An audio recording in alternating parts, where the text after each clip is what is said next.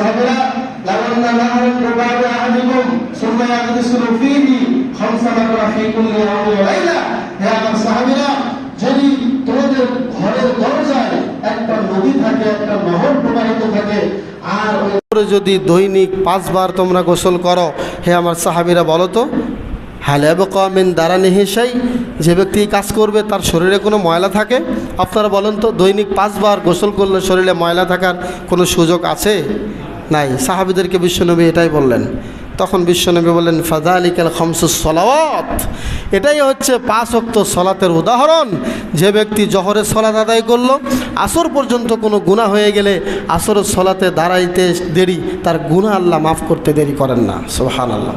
হাদিসের মধ্যে এসেছে, সহিহ মুসলিমের বর্ণনা, বিশ্বনবী বলেন ইদা কামাল আবদু ফি সালাতিহি, যখন কোনো বান্দা সালাতে দাঁড়িয়ে যায়, যখনই সে দাঁড়িয়ে থাকতে থাকতে রুকুতে চলে যায়, যখনই রুকুতে যায়, রুকু থেকে আবার সাজদায় যায়, আল্লাহর নবী বলেছেন তার জীবনের গুনাহগুলো তার সমস্ত শরীর থেকে পানির মতো ঝরতেই থাকে, ঝরতেই থাকে, ঝরতেই থাকে। বলেন সুবহানাল্লাহ।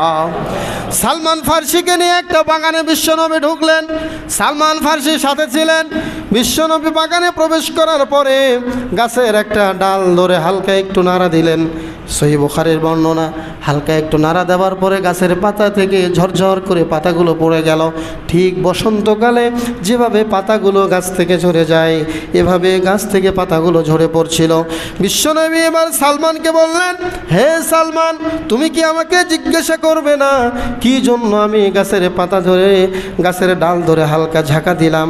সালমান ফার্সি বলল, জি ইয়া রাসূলুল্লাহ, বলুন কেন এরকম করলেন? বিশ্বনবী বললেন, রে সালমান, যখনই একজন বান্দা সলাতে দাঁড়িয়ে যায়, সলাতে দাঁড়ানোর সাথে সাথে গাছ থেকে যেমন পাতা ঝরে গেল, একজন বান্দার জীবন থেকেও গুনাহ আল্লাহ এভাবে ঝরিয়ে দেন। সুবহানাল্লাহ। আর কত উদাহরণ পেশ করবেন বিশ্বনবী।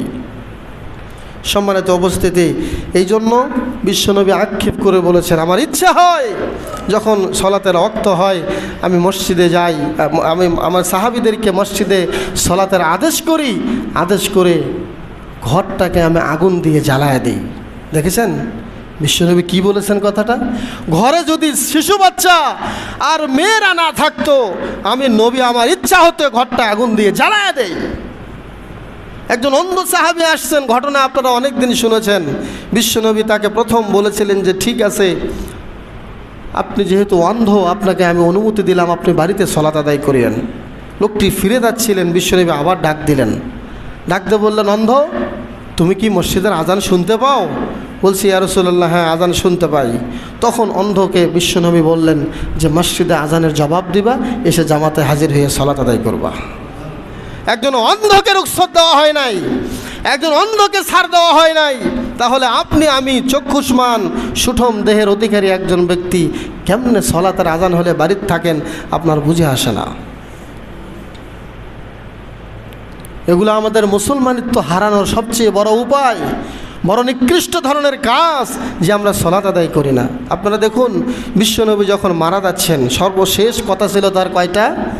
2টা। সহিহ বুখারীর বর্ণনা, প্রথম হচ্ছে সালাত, দ্বিতীয় হচ্ছে ওমা মালাকাত আইমানুকুম। প্রথম সালাত, দ্বিতীয় হচ্ছে তোমাদের দাসদাতি কর্মচারী, তাদের সাথে ভালো ব্যবহার করো। এশার আজান হয়ে গেল, বিশ্বনবী অসুস্থ হয়ে বললেন, কিন্তু এক ওয়াক্ত সালাত, মাগরিবের সালাত তিনি 2 সাহাবীর কাঁধের উপরে ভর দিয়ে হলেও তিনি মসজিদে নববীতে গিয়ে সালাত আদায় করেছেন। বলেন সুবহানাল্লাহ। একজন নবী, জালিলুল কদর একজন নবী হওয়া সত্ত্বেও জীবনের শেষ মুহূর্ত পর্যন্ত তিনি মসজিদে নববীতে সালাত আদায় করেছেন। 2 জন সাহাবীর কাঁধের উপরে ভর দিয়ে আব্দুল্লাহ বিন সাহাবের বলছেন, আমি লক্ষ্য করেছি বিশ্বনবীর পাটা মাটির সাথে হেঁচড়ে যাচ্ছে, মাটির সাথে শেষরাইতে যাচ্ছে, এরপরও বিশ্বনবী মসজিদে নববীতে গিয়ে সালাতে দাঁড়িয়েছেন। কেমনে বুঝাবো আপনাদেরকে সালাতের গুরুত্ব কত? আয়েশাকে বললেন, আয়েশা, সাহাবীরা তো অপেক্ষা করতেছে, তোমার বাবা আবু বকরকে বলো এশার সালাতের ইমামতি করতে। আবু বকর সিদ্দিক ইমামতিতে দাঁড়িয়ে গেলেন, সহিহ বুখারীর বর্ণনা। কিন্তু সাহাবীরা সালাতের ভেতরে কাঁদতে কাঁদতে সবার জামা, সবার চেহারা ভিজে ফেলতেছেন। আবু বকর রাদিয়াল্লাহু তাআলা আনহু নিজেও চোখের পানি ফেলছেন। তিনি ভাবতেছেন বিশ্বনবী এখনও মারা যান নাই, তিনি এখনও জীবিত আছেন। এমত অবস্থায় যখন আমি তার জায়নামাজে দাঁড়িয়েছি, তখন আমার মনে হয় না বিশ্বনবীর পেছনে আর সালাত আদায় করা ভাগ্য আমাদের হবে। আমার মনে হচ্ছে বিশ্বনবী আর আমাদের ইমামতি করতে পারবেন না। বিশ্বনবী একদিন একটা মজলিসের মধ্যে ঘোষণা করলেন, আল্লাহ রাব্বুল আলামিন তার এক গোলামকে জাগতিক দুনিয়ার সব সম্পত্তি দিতে চেয়েছিলেন। এরপরও আল্লাহ অপশন দিয়েছিলেন, তুমি কি দুনিয়াতে বেঁচে থাকবে না, তোমার বন্ধুর সাথে মিলিত হইবা। কিন্তু আল্লাহর নবী মুহাম্মদুর রাসূলুল্লাহ সাল্লাল্লাহু আলাইহি ওয়াসাল্লাম বললেন, আল্লাহ তার গোলামকে এই অপশন দেওয়ার পরেও ওই গোলাম বলেছেন, আমি আল্লাহর সাথে মিলিত হব, আমি আমার বন্ধুর সাথে মিলিত হব। এই কথা বলার সাথে সাথে আবু বকর রাদিয়াল্লাহু তাআলা আনহু কান্না করে দিয়েছিলেন। কেউ বুঝতে পারে না এই কথার মানে কি। এই কথার উদ্দেশ্য একমাত্র আবু বকর সিদ্দিক বুঝেছিলেন। তিনি মনে করেছিলেন বিশ্বনবী আর দুনিয়াতে বেশি দিন থাকবেন না, অতি দ্রুত তিনি আমাদের মাঝখান থেকে বিদায় নিয়ে চলে যাবেন। সেই ঘটনা ঘটলো সেদিন এশার সলাতের সময়। এশার সলাতের সাহাবীরা অপেক্ষা করতে করতে গভীর রাত হয়ে গেল। গভীর রাত হয়ে যাওয়ার পরেও সাহাবীরা নামাজে দাঁড়াচ্ছেন না। বিশ্বনবী অনুমতি দিলেন, আবু বকর সলাতে দাঁড়িয়ে গেলেন। এবার বিশ্বনবী আয়েশাকে বললেন, হে আমার প্রিয়তমা স্ত্রী আয়েশা, তুমি আমার মাথাটা একটু উঁচু করে ধরো, আমি মসজিদে নববীর চেহারাটা একটু দেখতে চাই, সলাতের দৃশ্যটা একটু দেখতে চাই। আমার সাহাবীরা কেমনে সলাত আদায় করে আমাকে একটু দেখাও। আয়েশা বললেন, আমি আমার নবী মুহাম্মদ রাসূলুল্লাহ সাল্লাল্লাহু আলাইহি ওয়াসাল্লামের মাথাটা উঁচু করে ধরলাম। তিনি মসজিদে নববীর দিকে দেখতেছেন আর তার দুই চোখ দিয়ে পানি টস টস করে পড়তেছে, তার দাড়ি পর্যন্ত ভিজে যাচ্ছে। আমি আল্লাহর নবীকে বললাম, ইয়া রাসূলুল্লাহ, ইয়া হাবিবাল্লাহ, কেন আপনি কান্না করলেন? এই শেষ মুহূর্তে কান্নার কারণ জানতে চাই। তখন বিশ্বনবী আয়েশাকে বলেছিলেন, রে আয়েশা, এই যে আমার সাহাবীরা সারিবদ্ধভাবে সলাত আদায় করতেছে, এই সলাত কায়েমের জন্য উহুদের ময়দানে আমার শরীর থেকে রক্ত ঝরেছে, আমার দাঁত ভাঙ্গা হয়েছে, তায়েফের ময়দানে আমার শরীর থেকে রক্ত ঝরেছে। আজকে আমার সাহাবীরা এমন সারিবদ্ধভাবে সলাত আদায় করতেছে, আমার মনে হচ্ছে কিয়ামত পর্যন্ত আমার উম্মতেরা এইভাবে সলাত আদায় করবে। রে আয়েশা, এটা আমার দুঃখের কান্না নয়, এটা আমার সুখের কান্না। প্রিয় ভাইয়েরা, মা ও বোনেরা আমার, সেই উম্মতে মুহাম্মাদে আমরা, যেই নবী সলাতের জন্য কেঁদে গেলেন, আমাদের জন্য কাঁদলেন, আমরা আজকে সলাত আদায় করি না। কথা বলেন ঠিক কি না? সব কাজ চলে, আমরা সলাত আদায় করি না। সম্মানিত উপস্থিতি, তাহলে আরেকটা জিনিস মনে রাখবেন, দুনিয়ার অনেক বিধান নাজিল হয়েছে শরীয়তের, আল্লাহ রাব্বুল আলামিন জিবরাইলের মারফতে নবীর কাছে নাজিল করেছেন। কিন্তু সলাত একটা ব্যতিক্রম ইবাদত, যেই সলাতের বিধান আল্লাহ 7 আসমান পেরিয়ে, সিদরাতুল মুনতাহা পেরিয়ে, আরশে আজিমে আমাদের নবীকে ডেকে নিয়ে 50 ওয়াক্ত সলাত উপহার দিয়েছিলেন। ঘটনা জানেন না আপনারা? তাহলে বিশ্ব নবীকে আল্লাহ রাব্বুল আলামিন বলেছেন, হে মুহাম্মদ, আমার কথার কোনো পরিবর্তন নাই, যে বা যারা 5 ওয়াক্ত সলাত ঠিকমতো আদায় করবে, আমি আল্লাহ তাদেরকে 50 ওয়াক্ত সলাতের সওয়াব দেব। সম্মানিত উপস্থিতি, তাহলে কি সলাত আদায় করবেন নাকি করবেন না? সবাই কে কে সলাত আদায় করবেন একটু বলেন তো, হাত তোলেন।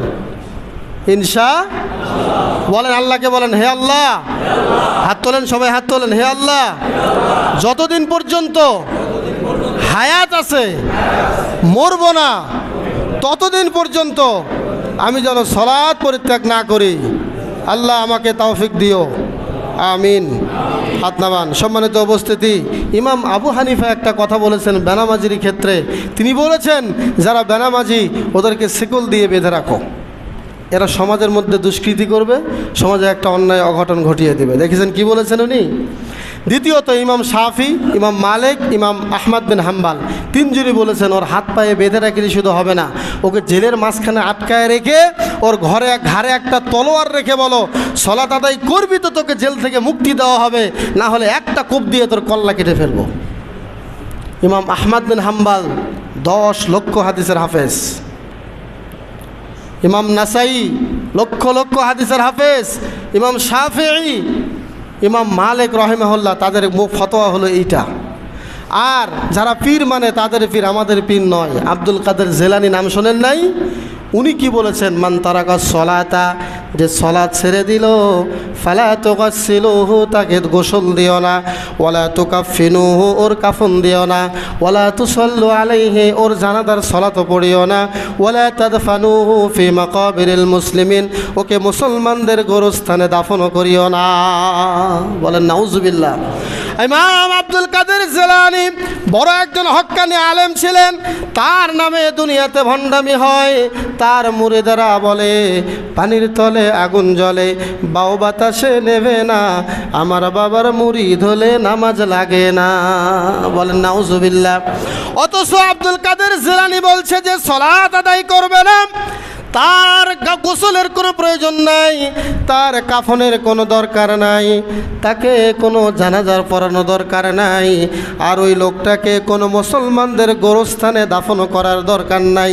এই ফতোয়া দিয়ে গিয়েছেন আব্দুল কাদের জিলানী রাহিমাহুল্লাহ। তার ফতোয়া এটা।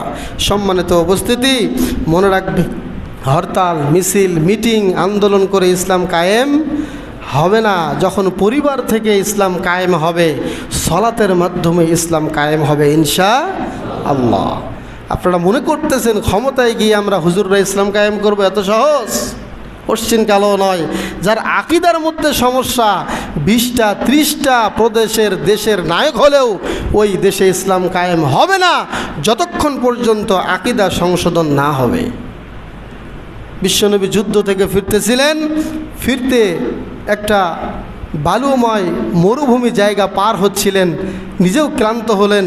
তখন বিশ্বনবী বললেন, হে আমার সাহাবীরা, তোমরা একটু এখানে শিবির করো, এখানে শিবির স্থাপন করো এবং সবাই একটু বিশ্রাম নাও। তখন দুইজন সাহাবী বললেন যে সবাই ঘুমাক, আমরা একটু নবীকে পাহারা দেব। একজন পাহারা দিচ্ছেন আর একজন দাঁড়িয়ে আছেন। বলছে যিনি দাঁড়িয়ে আছেন উনি বলতেছেন উনি তো ঘুমাচ্ছেন, তো আমি দাঁড়িয়ে থেকে আর কি করব, আমি বিশ্বনবীর পাশে একটু সালাতে দাঁড়িয়ে নফল সালাত আদায় করতে থাকি। দেখছেন সাহাবীদের কত ইচ্ছা ছিল ইবাদত করার জন্য।